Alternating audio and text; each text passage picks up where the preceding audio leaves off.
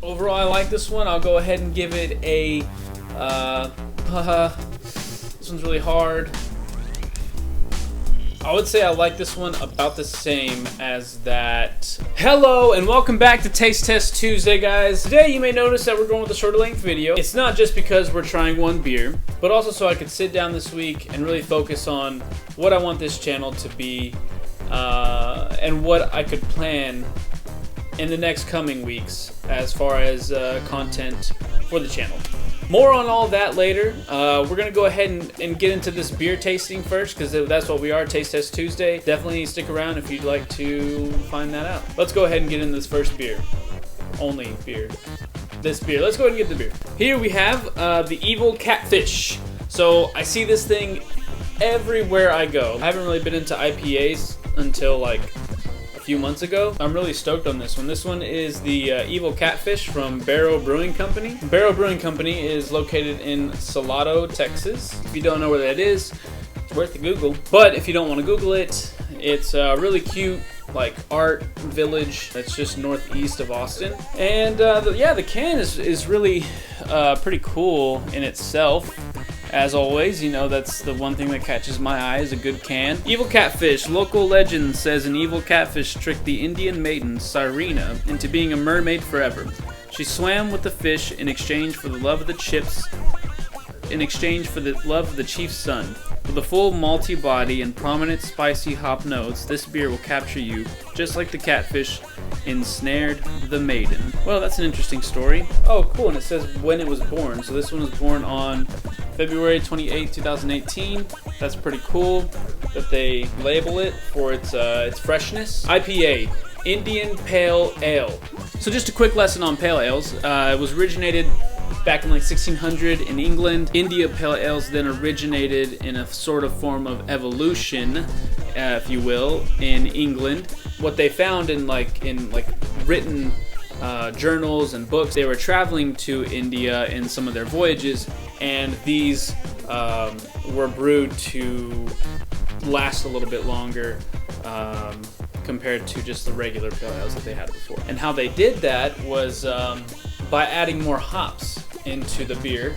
It did better in warmer climates. So they said basically the more hops, the less spoilage it will have in warmer climates, which is exactly where they were going in their voyages to India. So that is why we have India Pale Ales, and that is why they are very hoppy. Read more up on it. It's worth a Google. Let's go ahead and get right into this bad boy.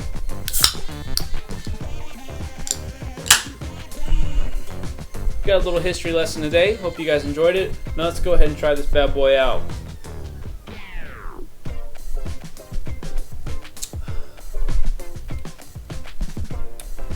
It's very bitter. Extremely hoppy. It's hoppy and it's juicy. This one is also at a 6.3% ABV and a 57 IBU. So a little bitter.